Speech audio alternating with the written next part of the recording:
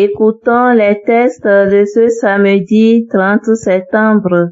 Lu par Julienne Adoboué, sœur de Notre-Dame des Apôtres, et le diacre Gaël Dotiamou de la Société des Missions Africaines. Commenté par le diacre Christian Apia de la Société des Missions Africaines.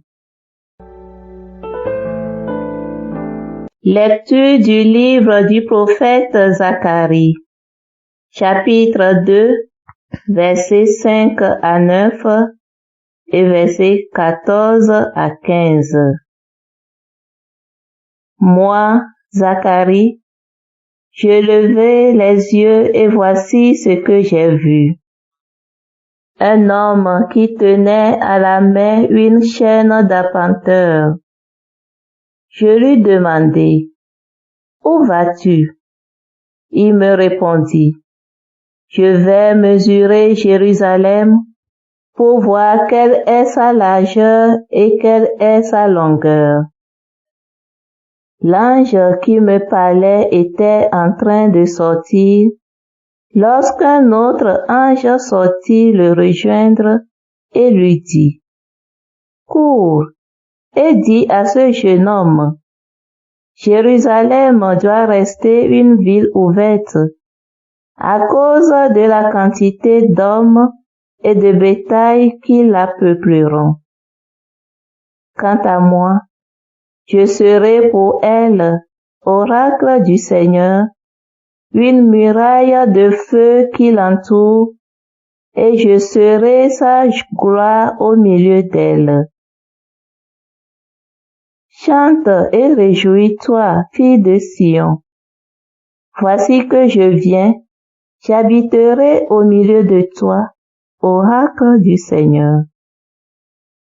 Ce jour-là, des nations nombreuses s'attacheront au Seigneur. Elles seront pour moi un peuple, et j'habiterai au milieu de toi. Alors tu sauras que le Seigneur de l'univers m'a envoyé vers toi. Parole du Seigneur. Nous rendons grâce à Dieu. Cantique de Jérémie.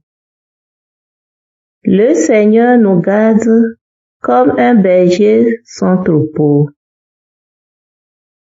Écoutez, nations, la parole du Seigneur.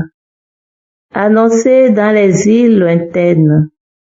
Celui qui dispersa Israël le rassemble, il le garde comme un berger son troupeau. Le Seigneur nous garde comme un berger son troupeau. Le Seigneur a libéré Jacob, l'a racheté des mains d'un plus fort. Ils viennent, criant de joie, sur les hauteurs de Sion. Ils affluent vers les biens du Seigneur. Le Seigneur nous garde comme un berger son troupeau. La jeune fille se réjouit, elle danse. Jeunes gens, vieilles gens, tous ensemble. Je change leur deuil en joie, les réjouis, les console après la peine. Le Seigneur nous garde comme un berger son troupeau.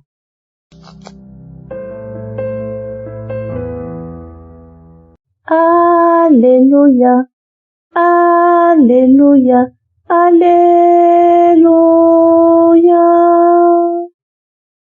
Notre Sauveur, le Christ Jésus, a détruit la mort. Il a fait resplendir la vie par l'Évangile. Alléluia, Alléluia, Alléluia.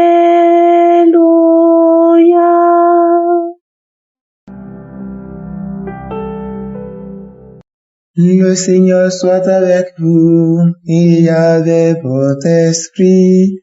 Évangile de Jésus-Christ selon Saint Luc. Gloire à toi, Seigneur.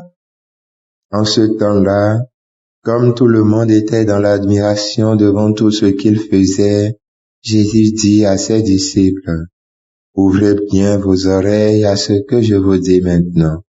Le Fils de l'homme va être livré aux mains des hommes. » Mais les disciples ne comprenaient pas cette parole.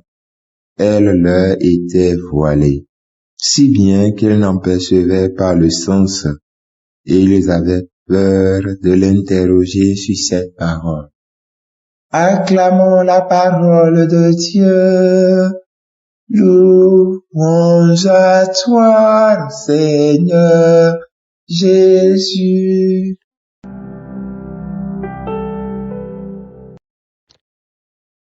Le Fils de l'homme doit être livré entre les mains des hommes.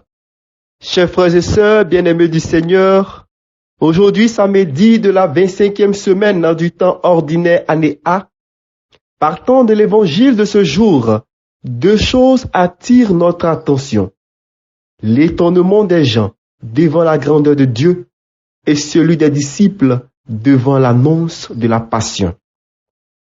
Les disciples sont tellement fascinés par la multiplication des pains, la transfiguration sur le mont Tabor, la libération d'un enfant que le démon rendait épileptique, que tout le monde était dans l'admiration devant tout ce que faisait Jésus. En effet, à travers les guérisons et les miracles, le Christ ne recherchait pas l'enthousiasme des foules, ni de ses disciples, mais le changement de vie de ceux qui l'écoutèrent et le voyaient agir. Et c'est au moment où tous s'émerveillaient de ses œuvres que Jésus leur révèle avec insistance ce qui va devenir un scandale pour leur foi. Le Fils de l'homme va être livré aux mains des hommes. Mais cette annonce qui nous paraît si claire reste hermétique pour les disciples de Jésus. Comment le Fils de l'homme pourrait-il être livré? Comment ce personnage dont la tradition disait qu'il avait ses entrées auprès de Dieu pourrait-il être abandonné, impuissant aux mains des hommes? Comment celui que nous avions tout abandonné pour suivre pourrait-il être livré aux mains des hommes?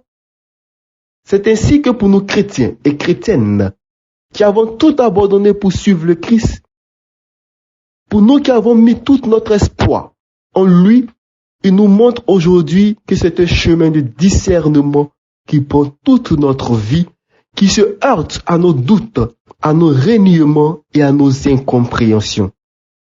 Il nous appelle à nous déstabiliser en quittant nos forces grandeurs pour rejoindre la grandeur de Dieu qui se déploie dans la faiblesse. Frères et sœurs, la logique de Dieu est toujours différente de la nôtre. Comme Dieu lui-même l'a révélé à travers Isaïe, mes pensées ne sont pas vos pensées et vos voix ne sont pas mes voix. C'est la raison pour laquelle suivre le Seigneur demande toujours à l'homme une profonde conversion, une foi grande, une prière intense, un changement dans sa manière de penser et de vivre. Demande d'ouvrir son cœur à l'écoute pour se laisser éclairer et transformer intérieurement. Chers frères et sœurs, très souvent, l'orgueil est ce qui fait la différence entre Dieu et l'homme. En Dieu, il n'existe pas d'orgueil, parce qu'il est toute la plénitude et totalement porté à aimer et à donner la vie. Alors qu'en nous les hommes, l'orgueil est profondément enraciné et il demande une vigilance et une purification constante. Nous qui sommes petits, nous aspirons à être grands, à être les premiers, alors que Dieu, qui est réellement grand, ne craint pas de s'abaisser et de se faire pertir. Prions, chers frères et sœurs. Seigneur Père Saint, toi seul peux nous révéler l'insondable mystère de la rédemption et nous faire pressentir dans la folie de la croix de ton Fils la révélation de son amour miséricordieux.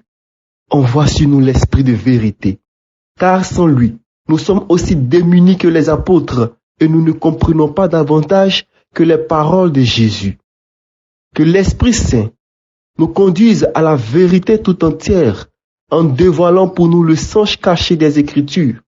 Nous t'en prions, Père, plonge-nous dans le feu des Pentecôtes, car comment pourrions-nous témoigner au cœur du monde de la victoire du ressuscité si nous ne vivons pas de sa vie? Amen.